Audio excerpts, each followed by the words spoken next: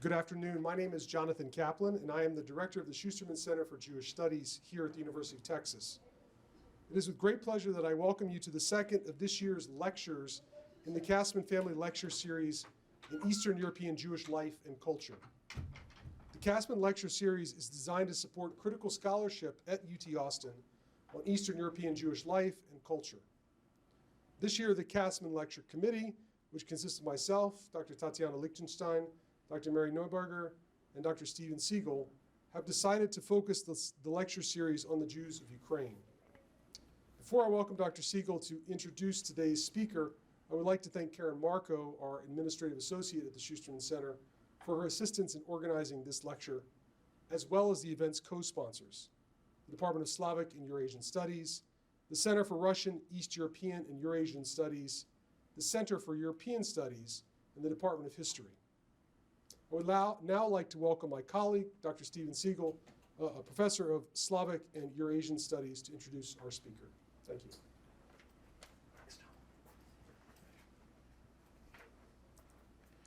So sometimes it's difficult to arrange talks.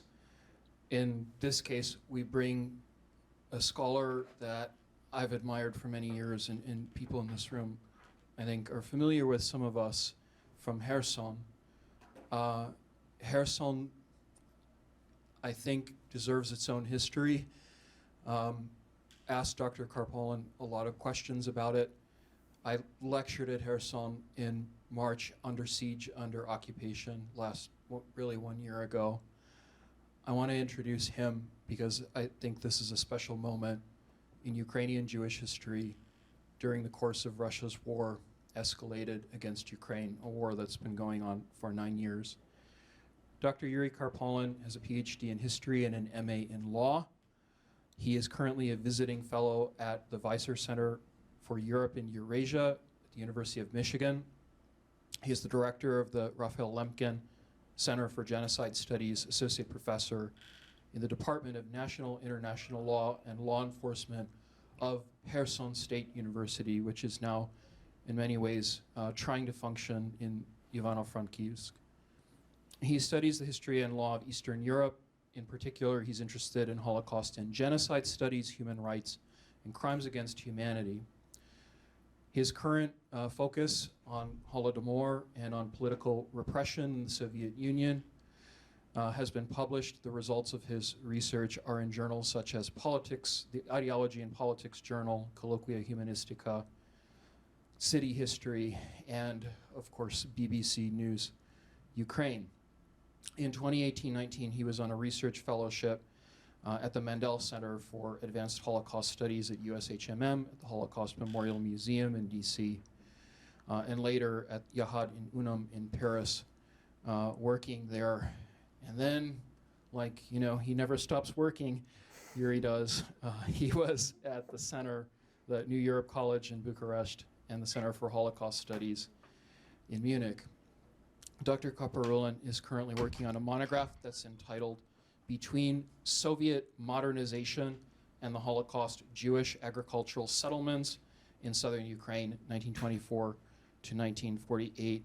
And I should mention he's also a documentarian and is working with Yahad in Unum and its expeditionists and photographers. Yurii is the co-author of the documentary films Kalinindorf, 2020, and Unknown Holocaust, 2021. It's a great pleasure to introduce Dr. Yurii Kaparulin here to the University of Texas at Austin. Please give him a hand. Thank you. Thank you so much for introduction, and I would say it's a great honor for me to visit your university. First of all, I would like to thank the entire staff of the Center for European Studies at the University of Texas at Austin for inviting me and organizing today's lecture and my trip. I'm also grateful to the sponsors of this event, Kasman Family Lectures in Eastern European Jewish Life and Culture, Schusterman Center for Jewish Studies, Center for Russian and Eastern European and Eurasian Studies. And also I would like to thank to staff of the Holodomor Research and Education Consortium of the Canadian Institute of the Ukrainian Studies at the University of Alberta for supporting my current research on Holodomor, which I first time presenting today in public.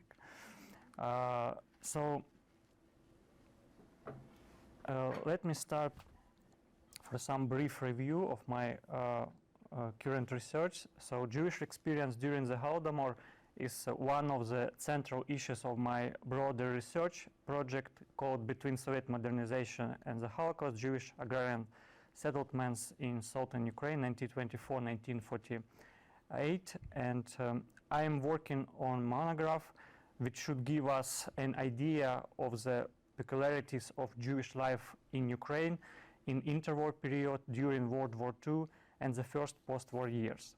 So before we get into discussion of the Holodomor, I would like to give you an idea of the broadest context of my work and my main research questions. And these research questions can be divided into three groups according to the chronology of my narrative. It's interwar period 1924-1939, World War II 1939-1945, and post-war years 1945-1948.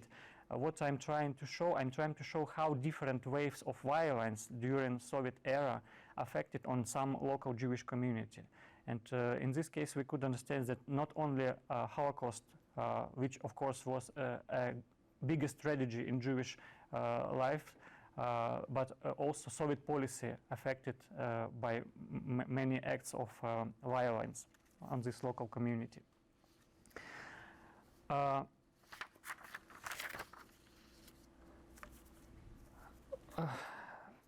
What about the Holodomor? So I want to start from basic context of this question, and I would say that in 1932-1933, the millions of Ukrainians were killed by the Holodomor organized by Soviet government and Joseph Stalin personally.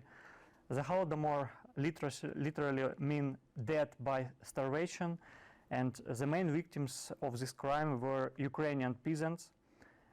According to study by the Huta Institute for Demography and Social Studies of the National Academy of Science of Ukraine, the losses due supermortality in Ukrainian version, the word mean nadsmertist. In Ukraine in 1932-1934 amounted 3.9 million people. At the same time, many researchers agree that it will be difficult to establish the exact number of Holodomor victims compared to other genocides. Professor of the University of Naples, Holodomor researcher Andrea Graziosi noted that in the case of the Holodomor, this was the first genocide that was methodologically planned out and perpetrated by depriving the very people who were producers of food of their nourishment. What is especially horrific is that the withholding of food was used as a weapon of genocide, and it was done in region of the world known as a breadbasket of Europe.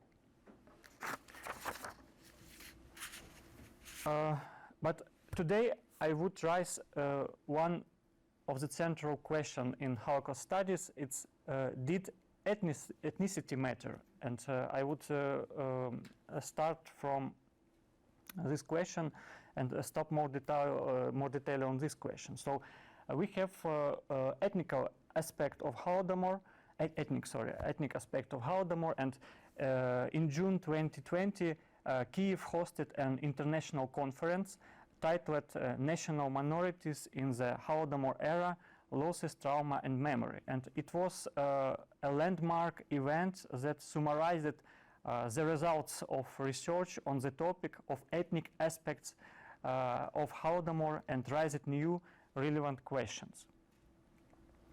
According to the 1926 census, Soviet Ukraine, along with more than 23 million ethnic Ukrainians, was home for more than 2.5 million Russians, more than 1.5 million Jews, almost 500,000 Poles, almost 400,000 Germans, also many Moldovans, Greeks, Bulgarians, Belarusians, and other representatives of other national minorities and ethnic groups.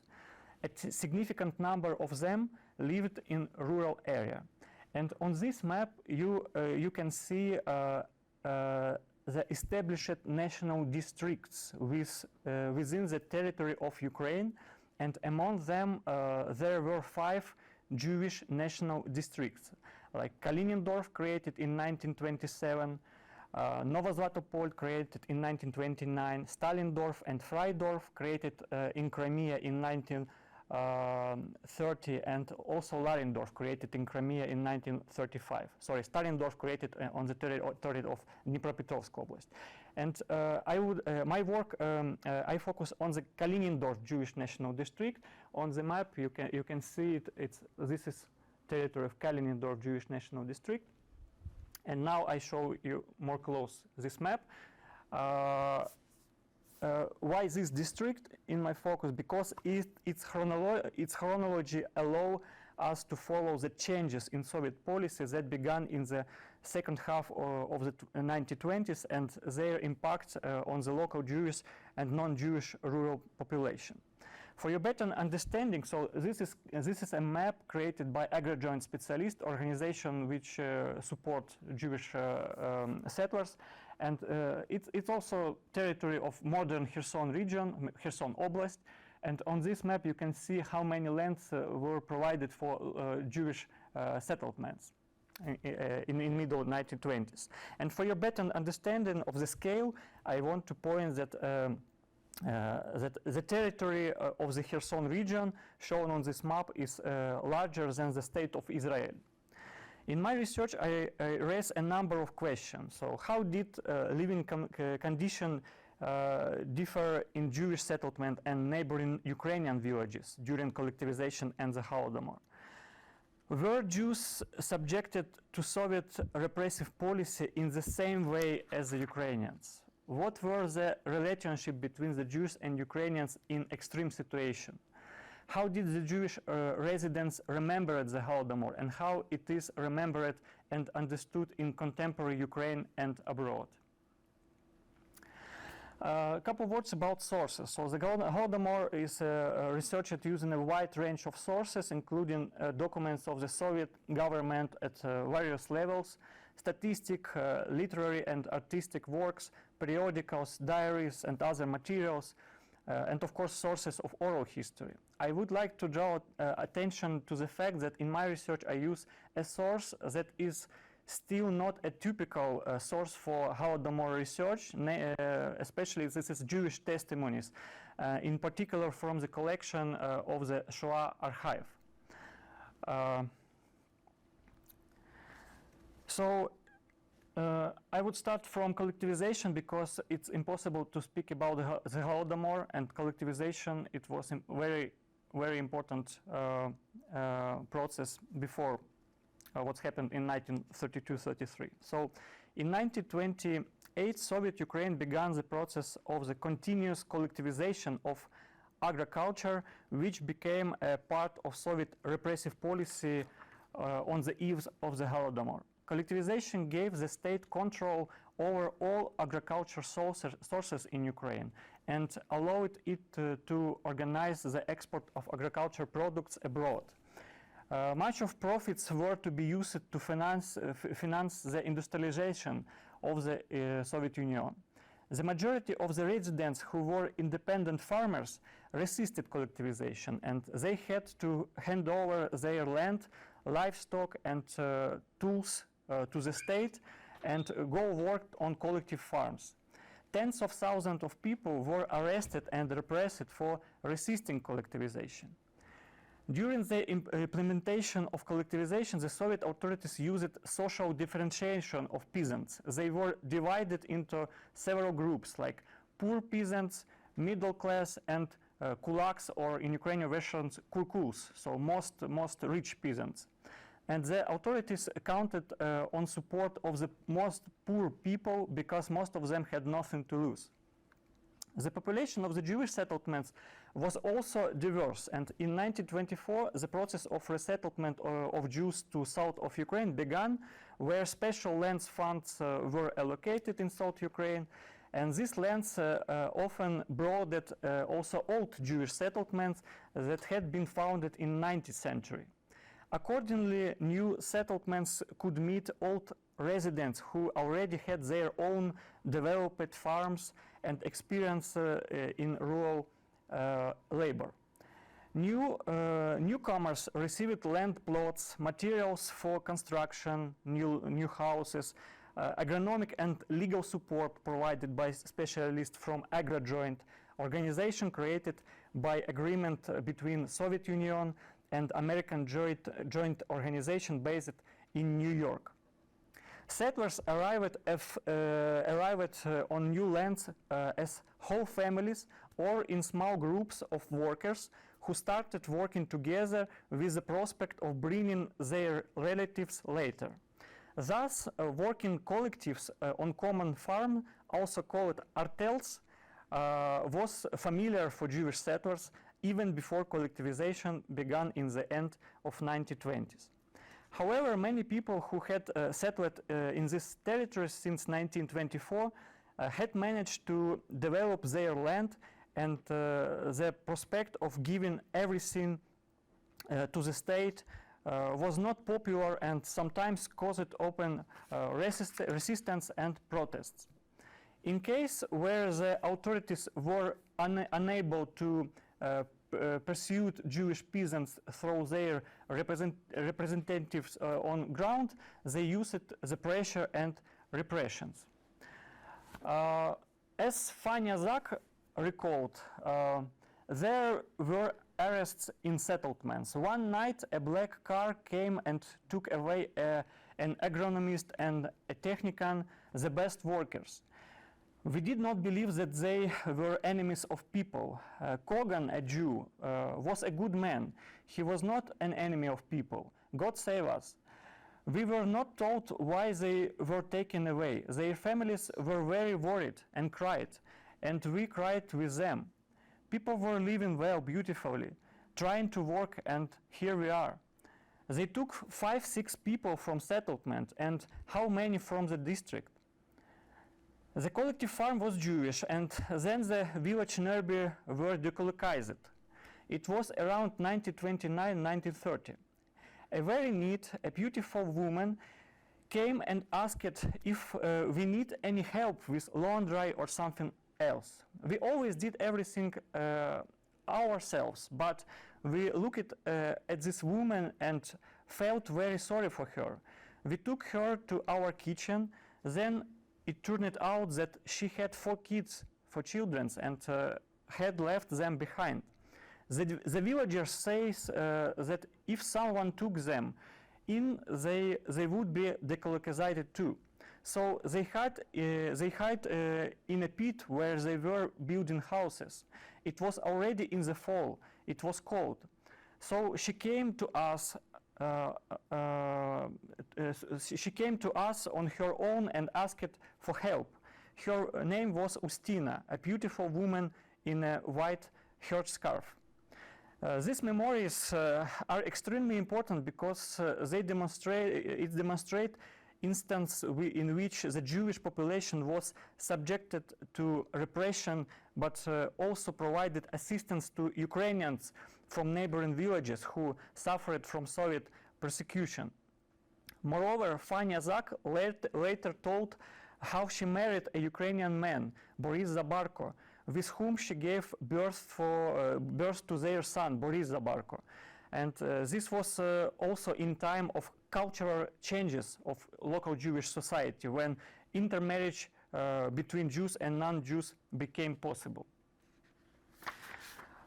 Grigori Friedman recalled another story that I was born in Kherson region. There was a small Israel, by the way, Lenindorf. My mother was a milkmaid and my father was a stable boy. We lived in the steppe. So he explains that my father was an individualist. He had a single farm, and he had horses, and when he was decolonized, everything was taken away. Instead of being sent to Siberia, he was offered resettlement. The joint organization helped build 5 villages, especially for Jews. And so Grigori father, as we see, Grigori father was among the internally displaced person who were subjected to requisition and harassment in their previous place of residence. So he decided to move to the south of Ukraine and take advantage of the opportunities offered by AgriJoint. Grigori does not recall the details of his life during collectivization and the Holodomor, perhaps because of his age, as he was only 4 years old at that time. However, many families resisted collectivization, as we know also from different testimonies, and they, for example, I have a case from Josip Malinsky. He recalled that he recalled his feelings during this time, and he asked himself, but how can you decide to join collective farm? You have to give up everything you have. And what does that mean? Your calves, horses, everything be shared. This did not fit in the mind of the owner, who was used to working on his land. What kind of collective property is this? It's good thing that wives will not be taken for the collective use. He joked on this, you know. So yeah, such disloyal owners like Josip were constantly pressured by the Soviet government and call it like kulaks or kurkuls. And in 1932, when the famine began in Kherson region, he couldn't stand it and joined a collective farm.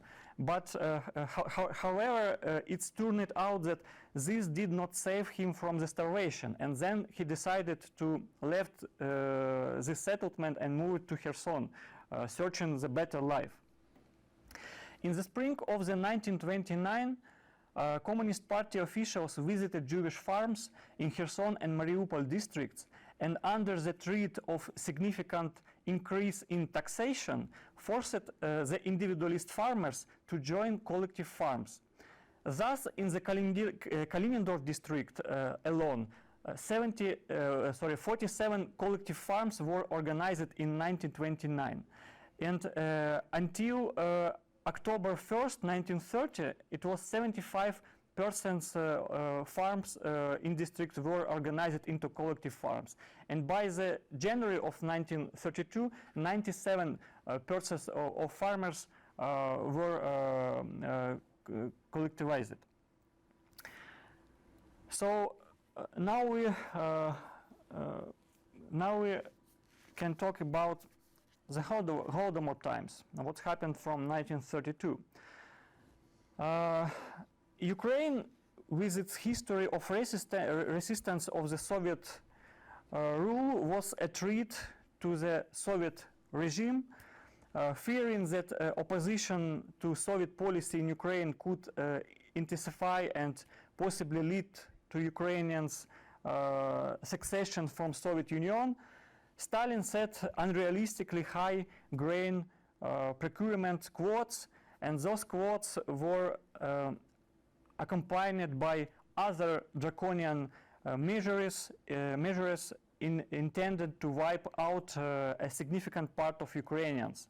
In August of 1932, the decree of 5 stalk of grain stated that anyone, even a child, caught taking any produce from the collective field and could be shot or imprisoned for stealing social property. But as famine escalated, growing numbers of farmers left their villages in search of food outside of Ukraine. But Soviet government started another one process. They organized a system of internal passports, and not all people can have these passports and possibility travel inside Ukraine. So how recalled resident of Kalinindorf, Mikhail Kravtsov, I was born on February 27, 1927 in village of Emes. Emes, it's the truth translated from Yiddish. My grandfather and father died during the famine in 1933. My mother, Chaya, sent my younger brother to an orphanage. After that, we moved to Alchevsk, and my uncle Josip and his family stayed in Emes. In this case, the fact of death during the Holodomor is mentioned, but the cause is not specified. Although the mother's subsequent act can be explained by her inability to feed both children alone and an attempt to move to a safer place in order to survive. We are also talking about the loss of possibility of caring for children in this time, and their transfer to the state, which could have saved lives, but in fact mean the loss of identity for these children in the future.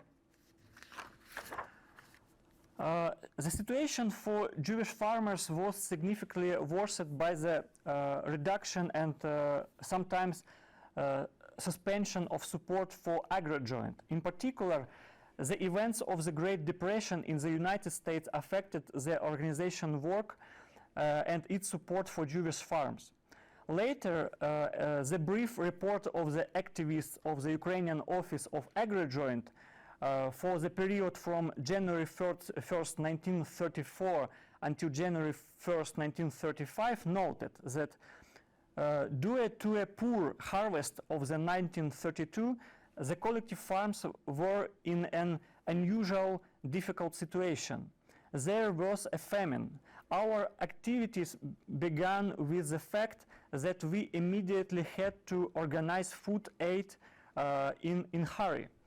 And the role and significance of this assistance can be imagined at least from the fact that the population had no reserves at all. In early September 1933, Harry Lang, an American journalist for the Forwards newspaper, arrived in the Soviet Union with his wife Lucy, and their journey began in St. Petersburg, former Leningrad, and continued in Soviet Ukraine, where they wrote correspondence with local workers and peasants. The couple's knowledge of Russian language and Yiddish language helped them, as they didn't need translators during their trip. After returning to the United States, Lang published about 30 articles about his trip and in Forwards newspaper, including the horrors of the mass famine in Ukraine. In particular, while taking to the workers of the Jewish collective farm Reuter Stern in Kharkiv region, he heard the following. Another raid took place in Kalinindorf collective farm. They found 15 pounds of hidden wheat. The shadow of the death and famine of the previous spring and summer can be found in every village, and there are signs that a new famine will soon come. In this case, people tried to hide small stock of grain and bread.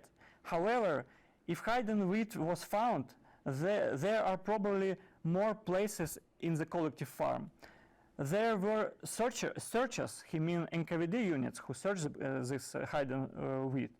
There were sudden attacks on warehouses and houses. For hiding wheat, there was a prison sentence and often death. I hear this in the company of the Jewish collective farmers who came from to Kharkiv from southern Ukraine. Thus, the mass famine in Ukraine, particularly in Jewish settlements, was known abroad. However, not all foreign journalists covered the tragedy. And for example, New York Times correspondent Walter Durandi denied in his reports of the terrible famine, in fact serving the Stalin propaganda. But on another hand, we have example of his opponent, famous journalist, Welsh journalist Gareth Jones. But what say people on the ground, Holodomor and later Holocaust survivors? Here is what the eyewitness of Holodomor told us. So Roman Shaikin, a resident of the village of Bobrovy Kut, recalled that in 1931 I studied at a SHUMP, it's like School of Mass Professions in Kakhovka.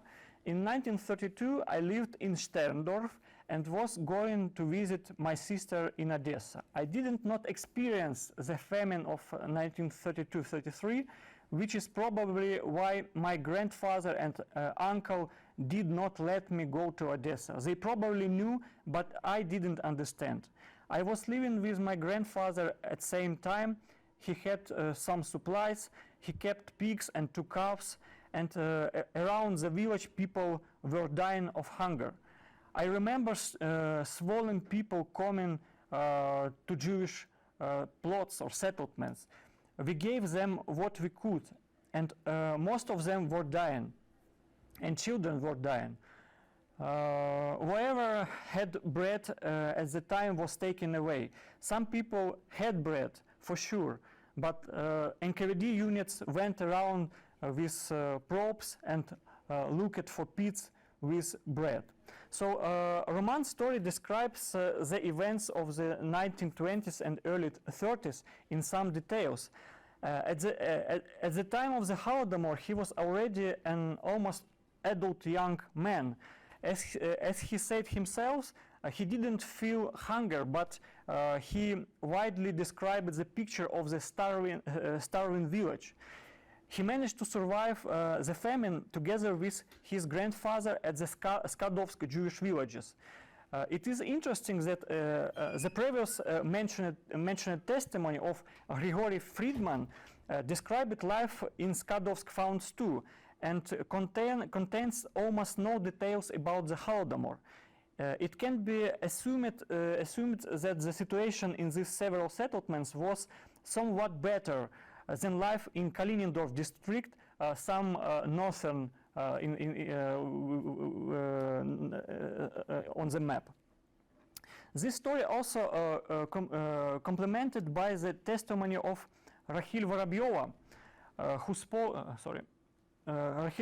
spoke about forced collectivization and death during the famine. So she recalled that my father died in 1933. He was 42 years old. Our family worked on a collective farm. We received 200-300 grams of grain per labor day. And life was difficult not only for Jews, but for all people. During collectivization, they, she means NKVD units, took away cows and chickens, and it was very difficult. On the eve of World War II, life was not so bad. Those who worked as drivers or harvesters in collective farms lived well. These memoirs contain an important aspect of the study of the perpetrators and accomplices in the organization of the Holodomor. As Daria Mattingly, Holocaust researcher, Holodomor researcher, noted, the responsibility for the Holodomor cannot be shifted to the state alone. In our case, Soviet Jewish governmental and non-governmental organizations like OZ and KOMZ, local party leaders, and peasants who found benefit in the formation of the collective farm system participated in the implementation of this policy on the ground. Also, among the perpetrators of the Holodomor could be MTS employers, motor tractor station employers, and service personnel of the station.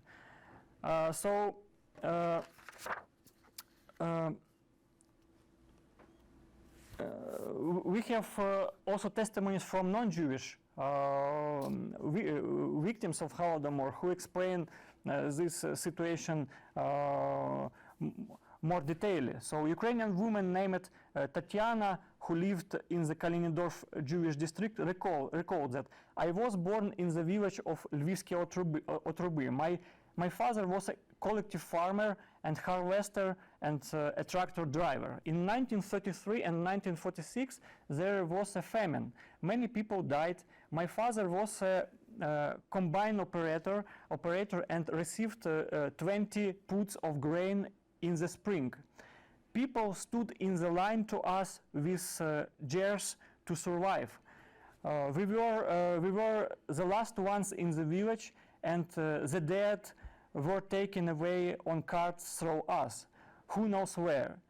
No one died in our family because my father was a combine operator and was given grain. So as you can see, Tatiana's father worked as a tractor driver, and this helped the family survive while other villages could have starved. The woman point out that her family shared their grain stocks, but it is unlikely that this could have been a massive undertaking.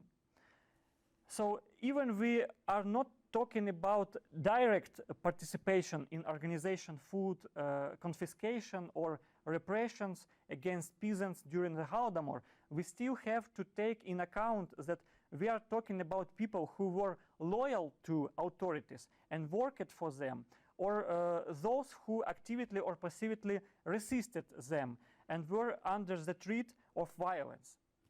However, loyalty to the government or being a part of its apparatus did not guarantee security. And from time to time, state organized shown trials of local officials to shift responsibility for its crimes policy onto them. And for example, Mayor Kalman from the village of Nagartav recalled that in 1933, in collective farm Chervony Putilovets, grain harvest is coming to the end. And now the leaders of the collective farm are arrested and put on a shown trial according to the Stalin's famous order of August 8, 1932 for stealing grain. As turned out later, this was a false accusation. So I would briefly say about also survival strategies during this time.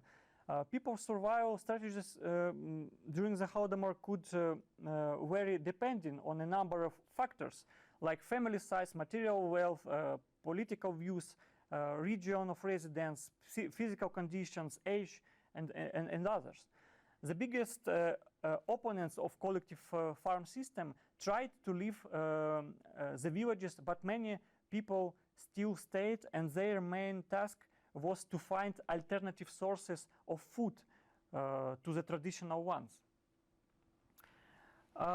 And we have some testimonies about that, like Naum Zepko from the Nagartav colony explains that during the famine of 1932-33, we ate lean soup with grass and oil cake, pressed sunflower seeds harvested to feed cows.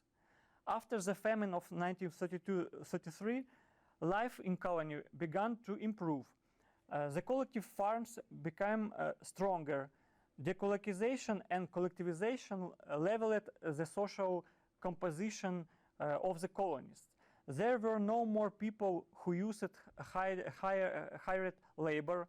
Rabbis, cantors, and butchers who had a great influence on spiritual life became a things of the past. The former individuals farmers now worked on collective farm. So the content of this memoir showed that the author did not realize the famine as a part of Soviet policy artificially implemented by the authorities.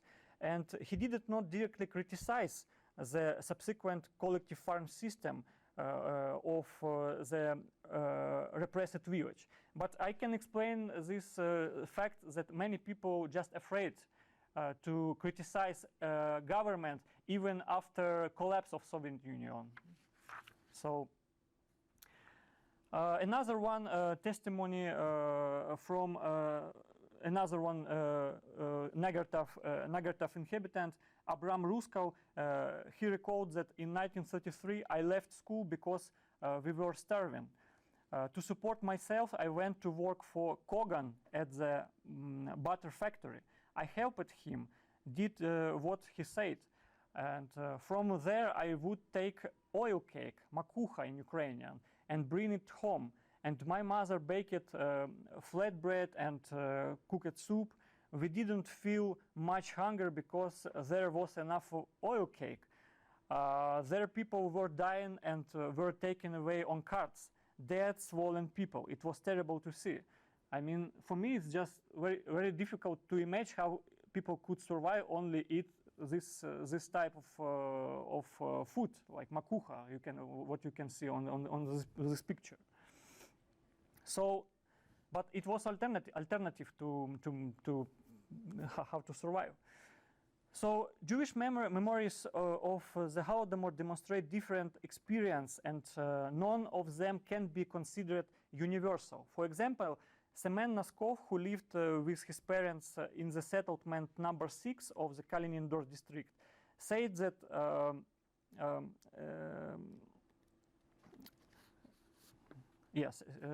said that the Jewish population did not suffer so much from the famine of 1933.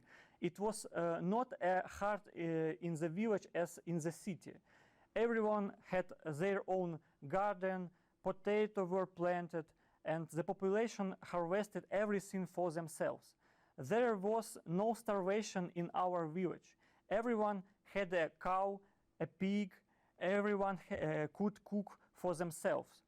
In contrast with this testimony, I have testimony from Yurii Raunstein from Novazburyevka, another one village where Jewish people lived.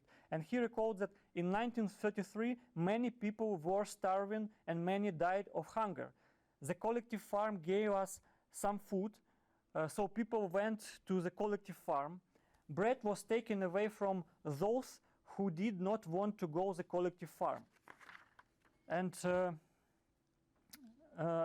this way, the new Jewish collective farms, like others, were set unrealistic, significantly inflated grain procurement plans.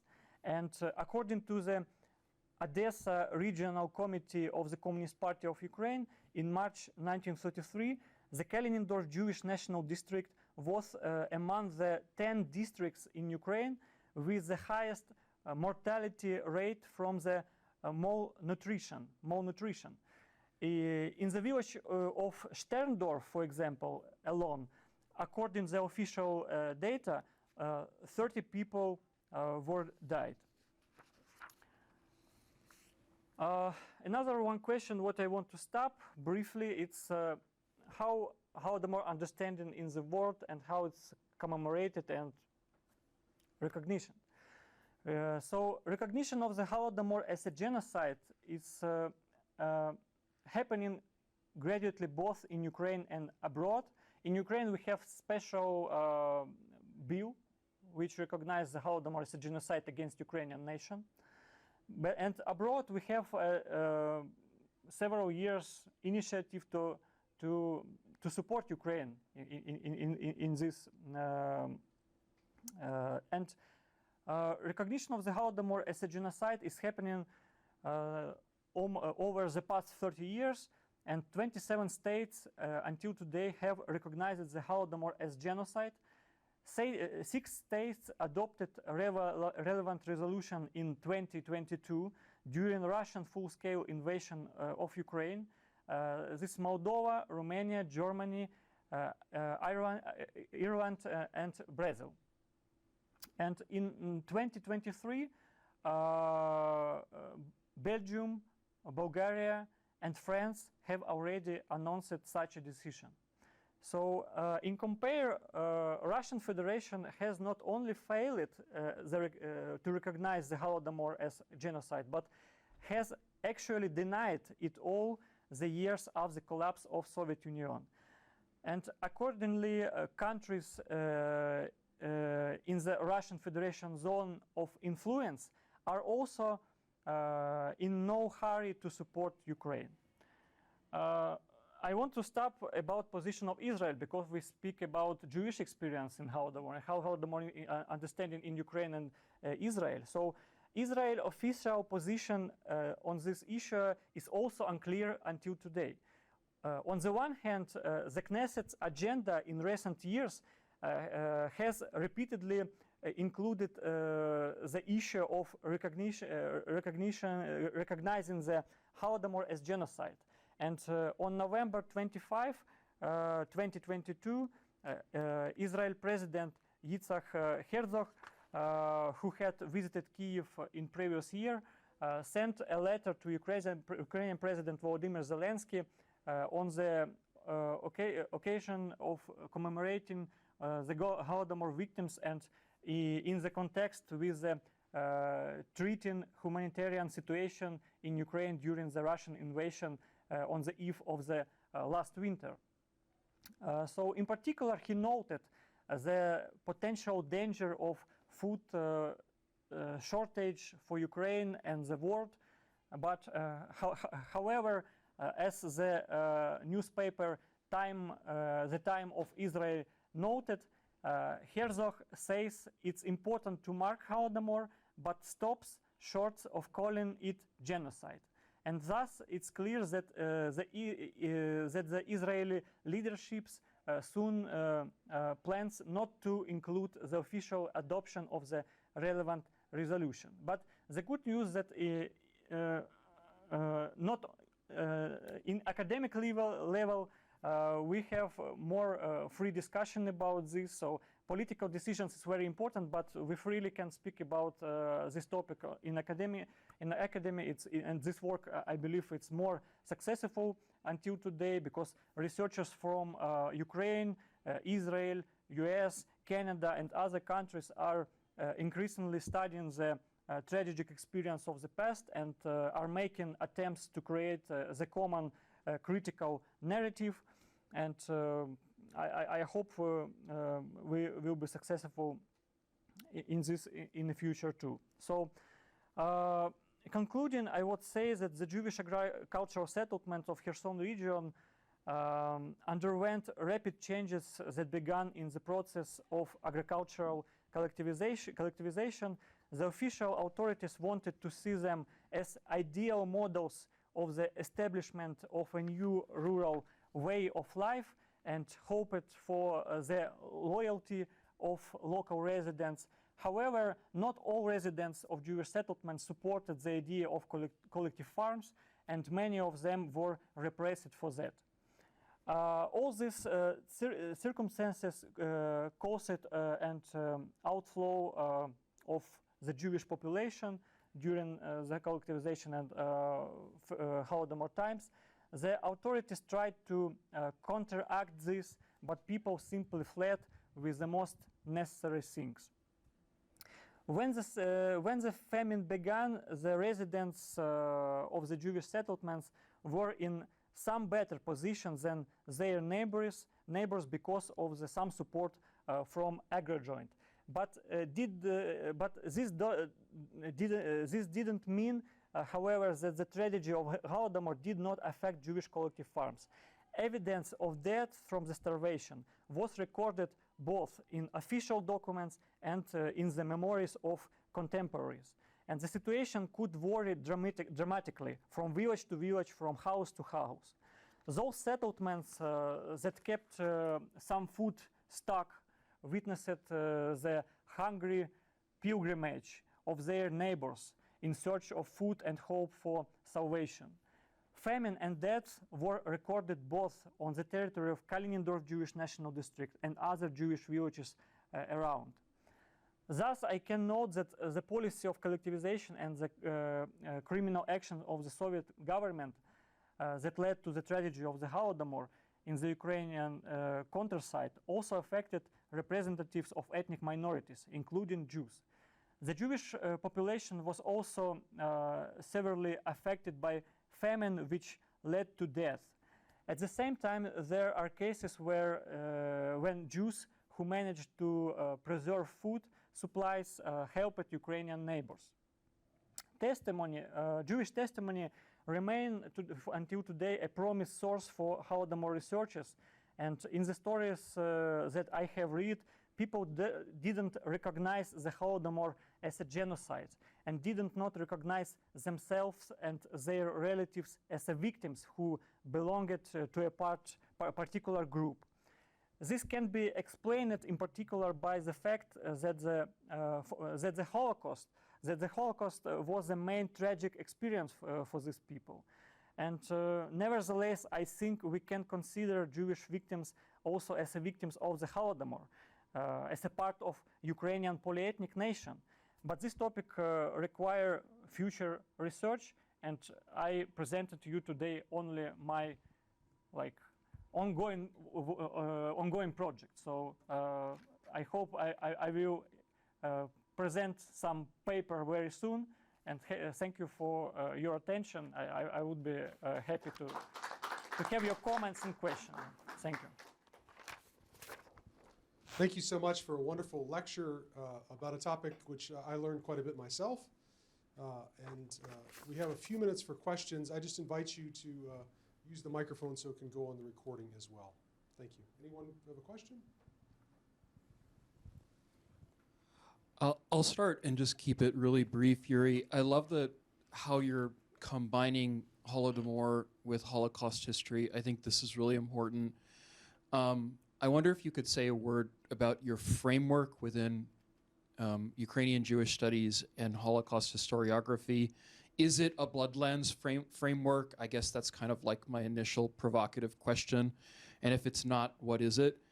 And then just a really short question about numbers, because I think you're covering a region which you call southern Ukraine. I think geographically that makes places like Kalinindorf so interesting, just because the history really in the province in Kherson goes back to the 19th century, 1807 or so forth, I think 1809.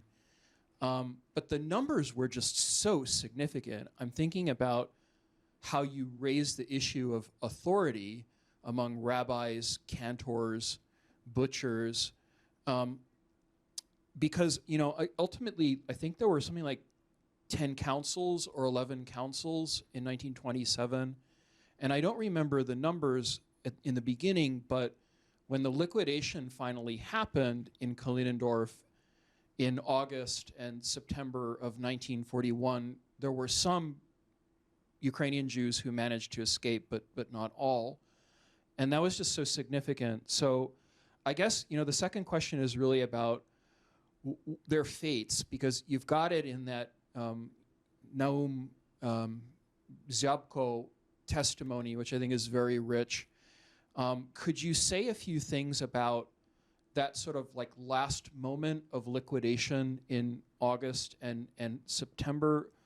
What happens in the memory of the survivors and really the people who leave for good? Because, you know, after all of this is over, there really aren't a lot of Jews left in places like Kalinindorf, and the silences are really deafening. Thank you.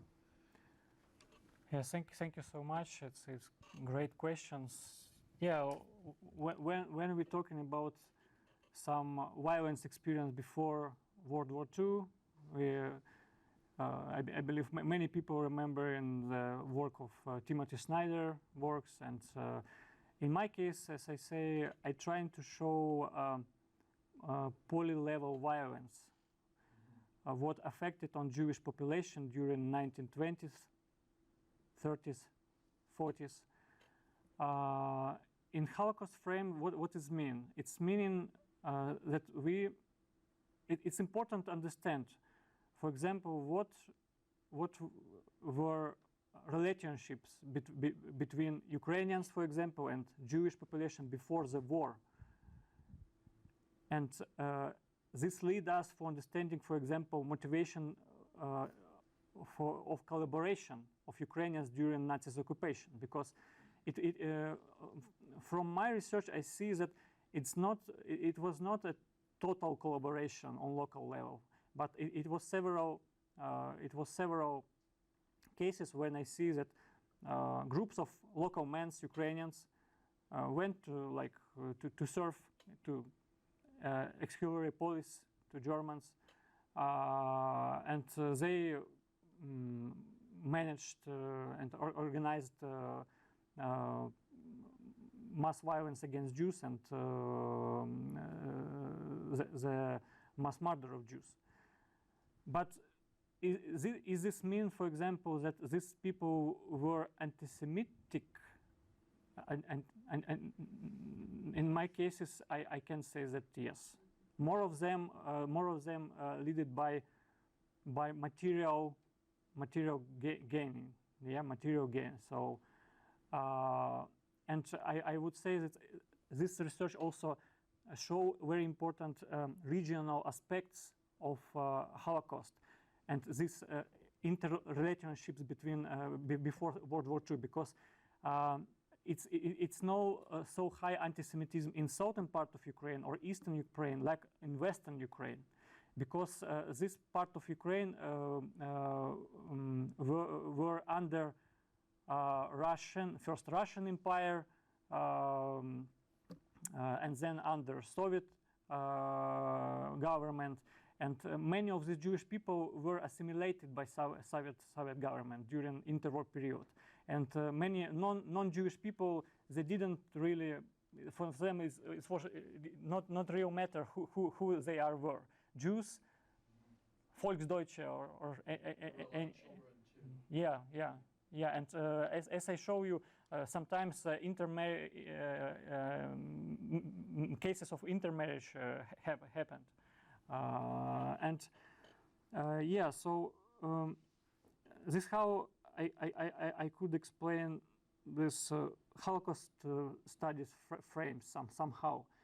And sorry, second one question. No, it's okay. It was just about the liquidation and then the survivors and memory. Yeah, survivors. Yeah, sure.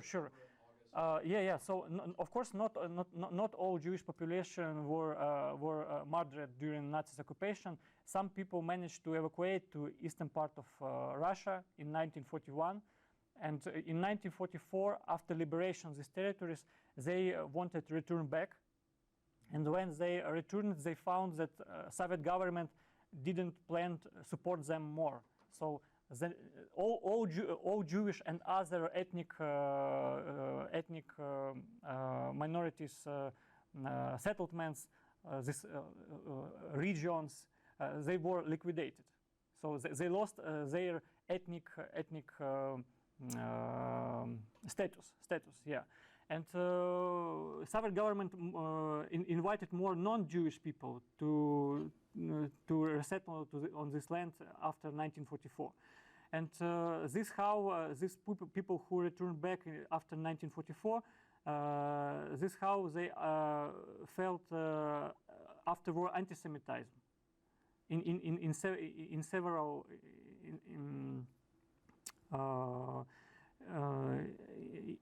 years, second part of 1940s, and that's why in the late of 1940s, people who returned back from evacuation and faced to this anti-Semitic policy, they decided to left these places, and almost no Jews left on this territory from the late 1940s. Some of them went to closest cities, biggest industrial centers. Maybe someone went to western part of Ukraine where they came from in middle 1920s, like settlers.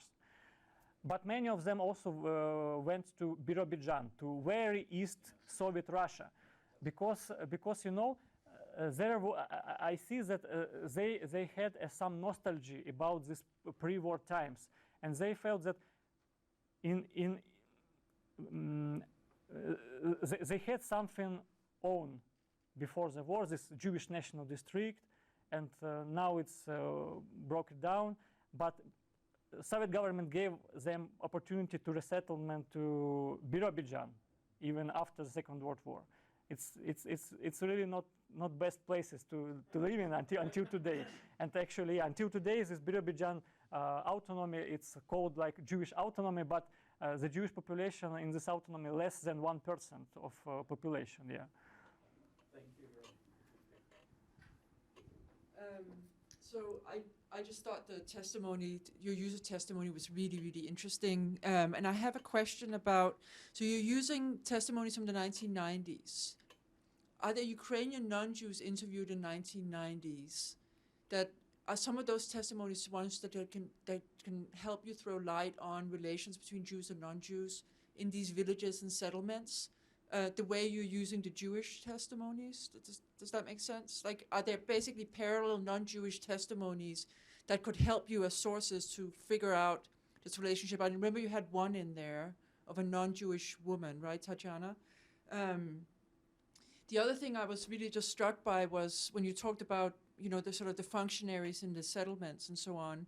So Primo Levi's idea of a gray zone, right? That I really sort of thought there was a lot of similarities in thinking about how people operated within that system. So maybe if you could just talk about the testimonies, if there are any that are parallel in that sense among non-Jews. Yeah, thank you so much. It's a great question. Yeah, for me, it's very important to show different perspectives. What problem with Jewish perspective? I have not a lot of Jewish testimonies because of many reasons. Because most of inhabitants were murdered by Nazis. Most of them went somewhere where, I don't know, interviewers from Sora Foundation didn't find them.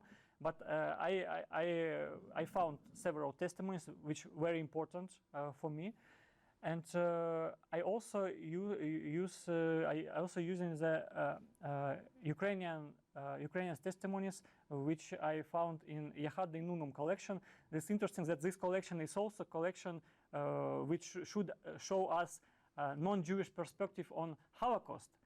And this organization collecting these testimonies to know more about Holocaust. But in some of them, people starting to describe in situation before the war about the relationship between Jews and Ukrainians, and this is very important to have this another one perspective from Ukrainian side.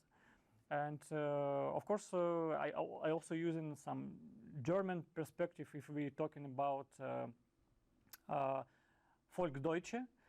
But these testimonies, I have just a couple of these testimonies, and I use it when I talk about German occupation, because some Volksdeutsche decided to left on occupied territory and participated with German occupation authorities. Yeah, I'm trying to compare all this perspective and find some critical view, create some critical view on this situation. And second one question, sorry. Well, it was more a comment. I was just, Yeah. there were so many things you talked about, survival strategies, but also the functionaries in these settlements, right? Who are endowed with some power, that they reminded me of Primo Levi's example. Yeah, gray zones. Yeah. Yeah, it's very important because we also have these gray zones during the Holodomor. I mean, imagine the tractor driver who didn't work on the land directly. I mean, today he worked in this village. Next month, Soviet government sent him to Birobidzhan or somewhere else in Soviet Union.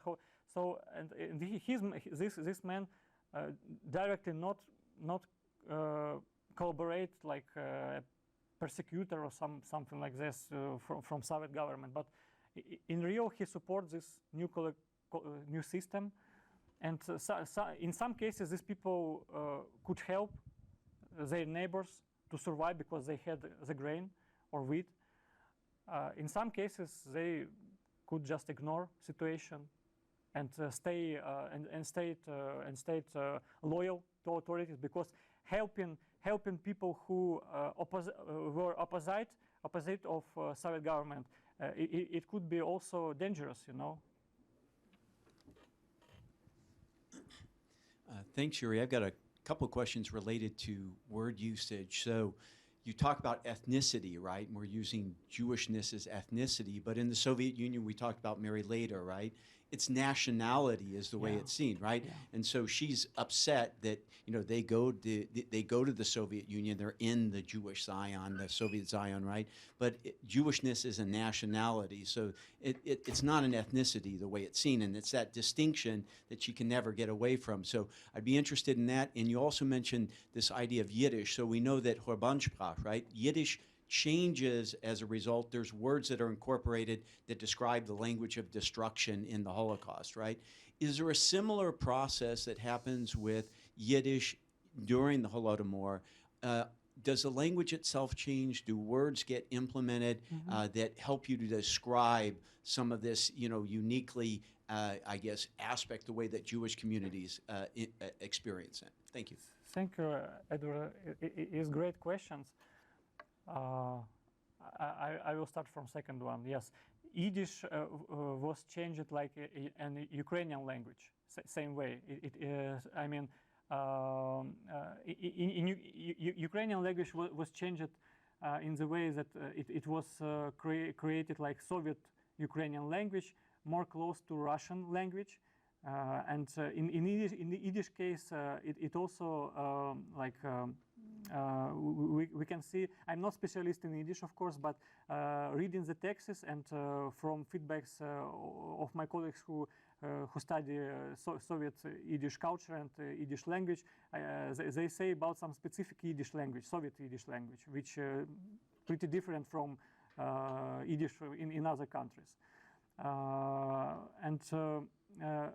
But Soviet policy gave Jewish people this possibility to have own language on official level. It's very in 1920s it was pretty optimistic I believe for Jewish people. They were provided this possibility to have own autonomies, own language on official level. I believe many people were very enthusiastic in this process, but it took not a long time until late 1920s, and then everything were pretty changed. And until the end of the 1930s, the process of global assimilation of national minorities, how they say it, started in all Soviet Union. Because if we can talk about Jewish classes, for example, in Jewish settlement in schools, where the education process was in Yiddish, until the end of 1930s, everything were changed on Russian education system, documentation. So that's how process of assimilation of these people, not only Jews but Ukrainians, other minorities, started in the end of 1930s, and then was finished after the war, in fact. Sorry, first one question. Yeah, the inability for someone who is Jewish to not be a Jewish nationality. In other words, if you're Jewish in the Soviet Union, that's your nationality, right? So that's embedded in the state, right? In the way the state describes you.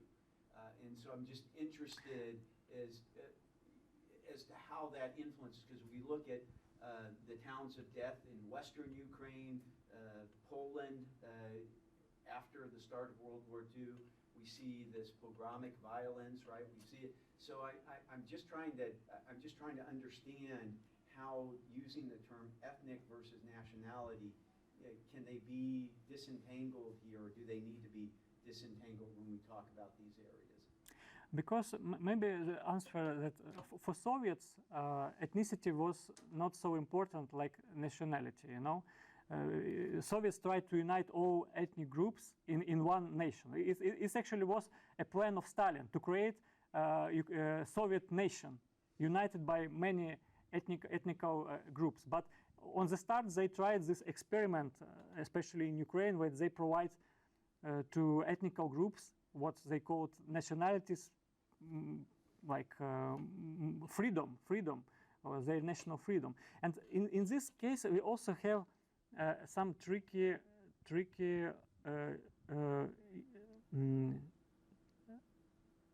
situation with terms, because how we translate nationality in English. In Ukrainian, for example, національність і нація, народ, it could be translated like nation in one word. It's also connected to this topic. So how, on legislation level, Holodomor describe it in Ukraine like genocide against Ukrainian nation. Yeah. So what is mean? It means that. So how it understanding English speakers, Ukrainian nation, what is it? It's ethnical Ukrainians, or it's all people in Ukraine? We understand this like all people in Ukraine, you know, because the idea of Ukraine like polyethnic country and polyethnic nation, it's not actually new idea, which realizing today, because you can see that on front line today on Ukrainian side. In army serve people who presented many different ethnicities: Ukrainians, Georgians, Jews, I don't know, Russians, Tatars, yeah. And Ukraine defeat 100 years ago their national revolution. And defeat Soviet by Soviet government, defeated by Soviet government. But it's clear that during the Centralna Rada were created in 1970, they tried to create polyethnical state, and presenters from Jewish people participated in this Rada and other minorities. So, yeah, maybe I went too far from your question, but I mean sometimes it's problem how we understand translation of main term in Ukrainian and how it sounds and understanding in English, especially nationality or nation. Yeah. Well, we're at time, and please join me in thanking our speaker for a wonderful lecture today.